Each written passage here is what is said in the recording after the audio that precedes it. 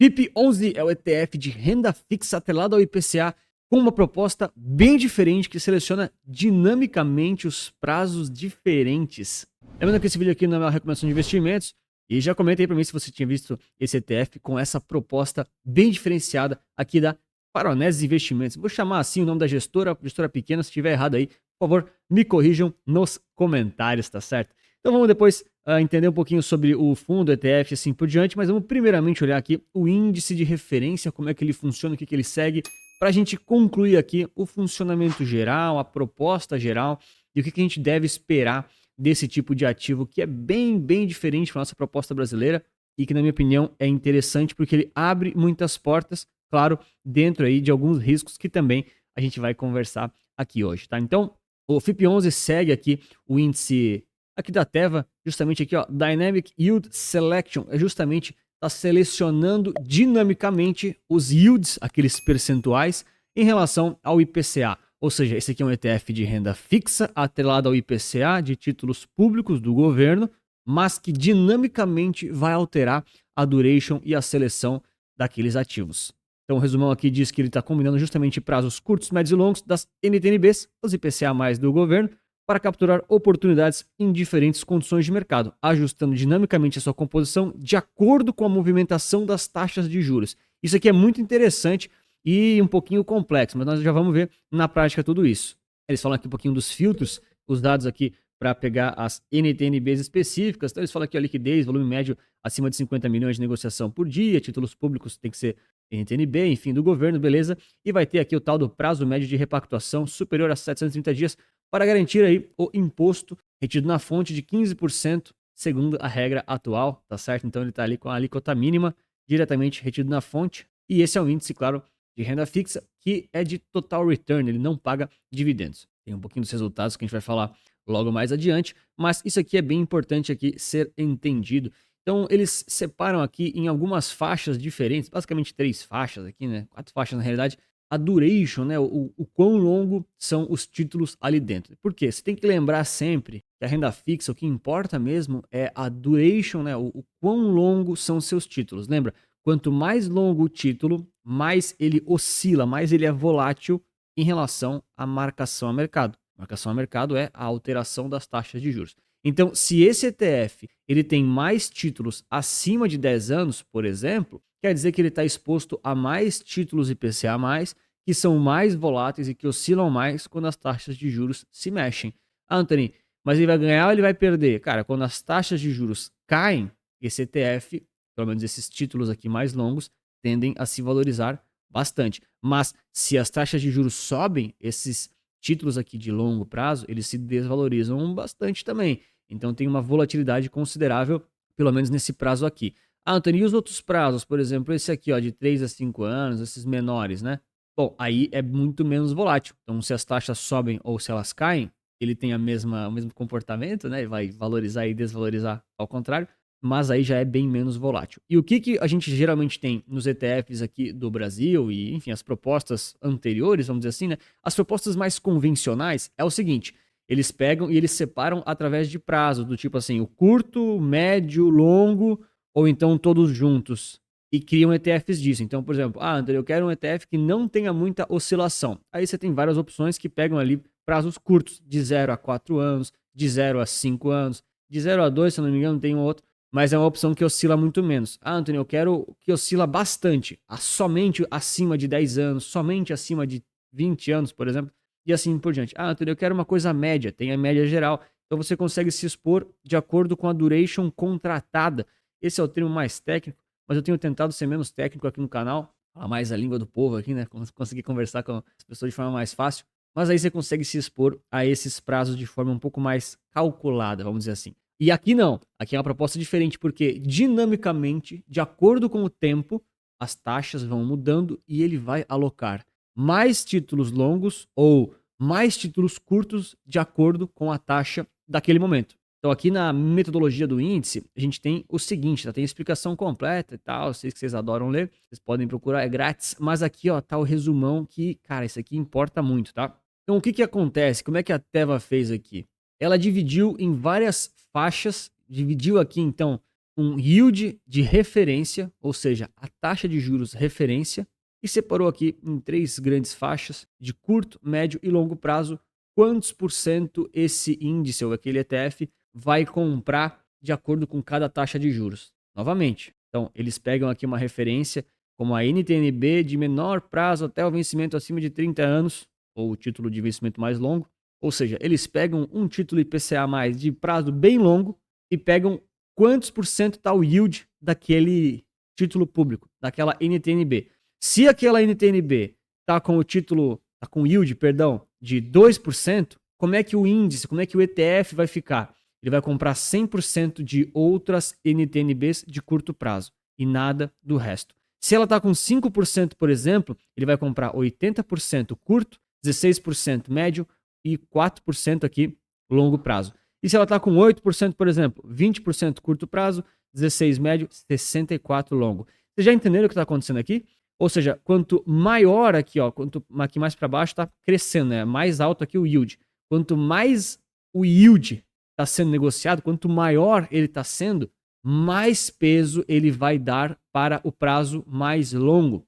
E quanto menor ele está, mais peso ele dá para o prazo mais curto. Ou seja, o índice ele está dinamicamente comprando mais títulos longos quando a taxa está maior. E ele está comprando mais títulos curtos quando a taxa está menor.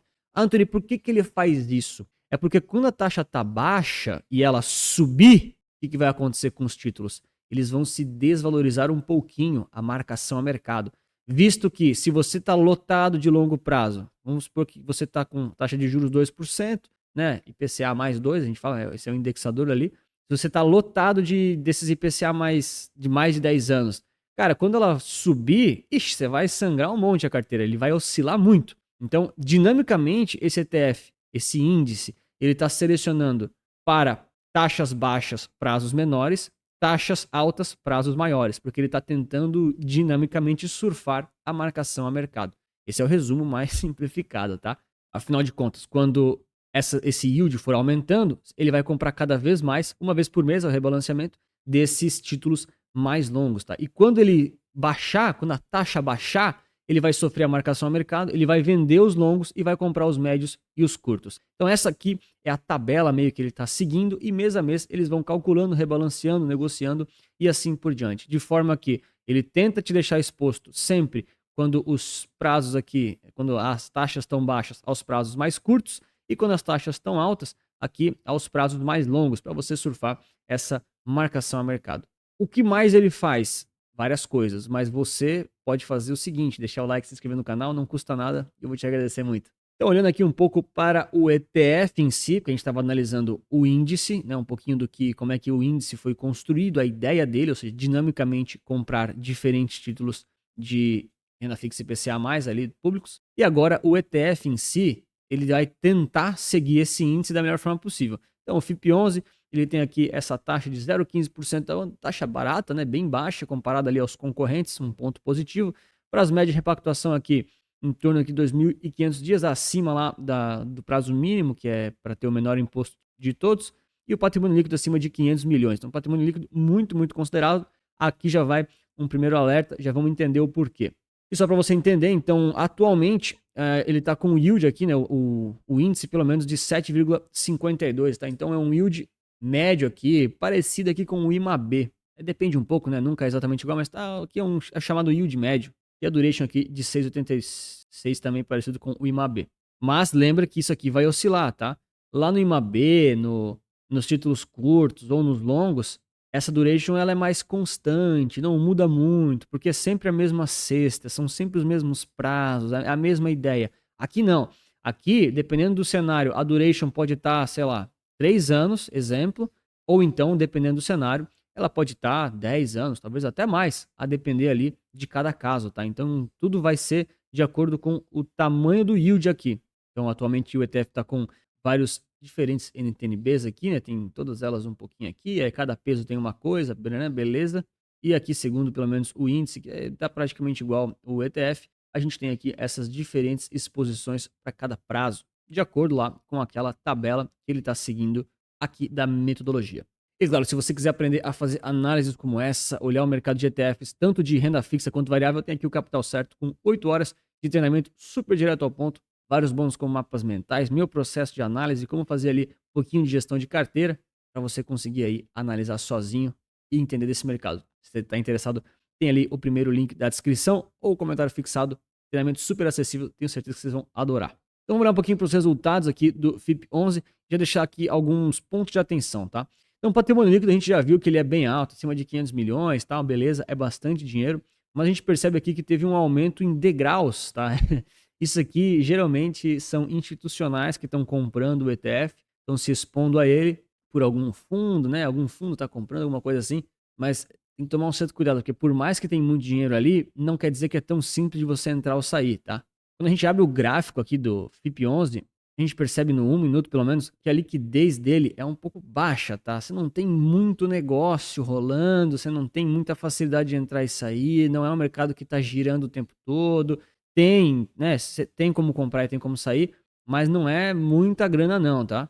A gente olha aqui no site da Teva Índices, pelo menos que eles apontam que a negociação diária média é de R$ 6.000, ou seja, bem pouquinho, e tem só 25 cotistas. Então você tem que ficar um pouco ligado nessa questão da liquidez. Não que isso seja um total impeditivo, também não sei quanto você tem interesse de investir. Obviamente, esse vídeo não é uma recomendação de investimentos, mas, querendo ou não, falta um pouquinho de liquidez, assim, comparado aos concorrentes, tá? Você pega um famoso aqui, né? O IMAB11, por exemplo, concorrente famoso, você bota no 1 minuto, ele já é muito mais líquido em termos de book de ofertas. Quero comparar aqui só um pouquinho das rentabilidades desses índices a médio e longo prazo. Acho que faltou aqui para a Foroneses um matéria publicitária um pouquinho mais ajeitado. Mas de qualquer forma a gente consegue usar o comparador aqui do ETFs Brasil, fica bem bom de ver. Eles têm acho que são do mesmo grupo, né, da Teva Índice, então dá para puxar os índices ali da Teva aqui para trás, tá? Então, selecionei aqui então, seguindo aqui essa ordem, né, justamente aqui o índice do FIP11, então praticamente aqui o FIP11, depois o IMAB11, ou seja, a média geral de todos os IPCA+. Depois eu ainda puxei o ultra longo, que está lá no PACB11, que é justamente alta volatilidade apenas, e ainda peguei aqui o Teva de 0 a 4 anos, que é parecido com o B5P2, né? Aquele mais curtinho ali, os IPCA mais curtos, tá certo? Eu não vou entrar no detalhe de que cada um, como é que funciona e assim por diante, mas a gente consegue ver aqui um pouquinho só sobre os resultados e as performances assim, né, um pouco mais recentes. A gente deixa aqui pelo menos o período ideal, né, que tem um máximo de dados aqui. Coloquei essa linha aqui ainda que é o CDI, né? A gente percebe aqui que a melhor performance ainda foi ali do 0 a 4 anos, o índice ali relacionado ao ETF de mais curto prazo. Só que aqui a gente tem aqui algo próximo a 5 anos, né? Então não é muito tempo de histórico passado, né? A gente sabe que as taxas de juros chegaram ali próximas a 2, 3% em 2020. Então, nesses períodos de alta de taxa de juros, quando as taxas vão subindo, os ETFs de médio e longo prazo sofrem, cara. Sofre, porque tem a marcação a mercado. Então, é um período aqui que acaba pegando um possível timing ruim de dados, tá? E como a limitação é um pouco curta, a gente tem que olhar isso aqui, mas estando ciente dessa situação. E a gente consegue comparar, né? Então, depois tem, logo depois, o próprio CDI aqui, e aí vem o Dynamics Yield Selection, ou seja, o FIP11 aqui simulado, né? Não é exatamente o ETF, ele é o índice. Aí a gente tem o IMAB11, que é um comportamento bem parecido. A gente percebe que é bem parecido com o IMAB11, tá?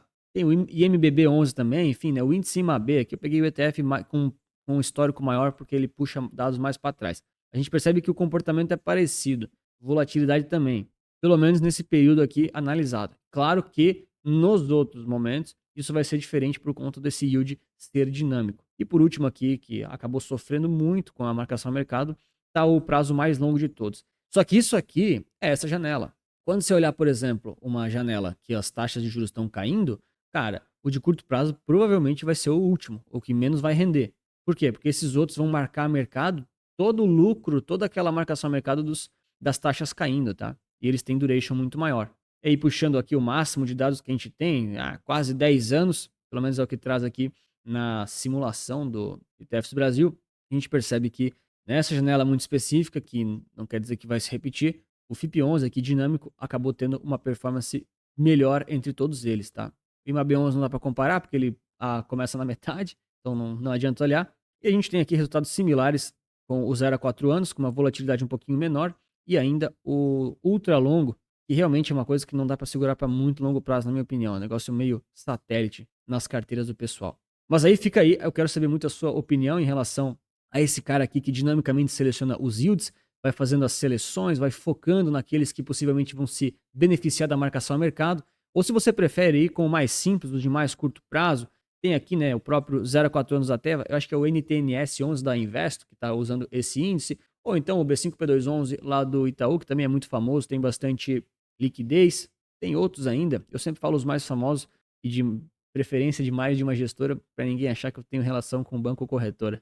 Então tomar um certo cuidado com esse cara, porque por mais que ele tenha um patrimônio líquido, a liquidez ainda é um pouco baixa, mas ele tende sim a ganhar espaço aí, pelo menos a atenção do mercado, porque a proposta dele eu achei muito interessante, acho que traz maturidade para o mercado brasileiro. Não que isso aqui vai ser útil para todas as carteiras, porque ele vai ser muito volátil em determinadas situações e vai ser uma coisa que você tem que saber o que você está lidando, tá? Esse aqui não é um ETF que você compra e fala assim, ah, esse aqui é renda fixa e eu vou ficar de boa porque eu sei que ele é baixa volatilidade. Não é. Às vezes ele é baixa, às vezes ele é alta. Você tem que saber negociar com isso aqui. Ah, Anthony, não sei, achei muito complexo, talvez não é para mim. Cara, talvez não é para você, tá tudo certo, mas é importante a gente conhecer as soluções, saber analisar e entender que o mercado de ETFs do Brasil está cada vez mais desenvolvido e trazendo soluções aí para você ver se faz ou se não faz sentido para você. E se você gosta de ETFs de renda fixa e quer saber mais sobre ETFs de renda fixa que possivelmente pagarão dividendos em breve, vou te recomendar nesse vídeo aqui. Um grande abraço, muito obrigado pela sua inscrição, seu like, lembre-se que investir certo resulta capital.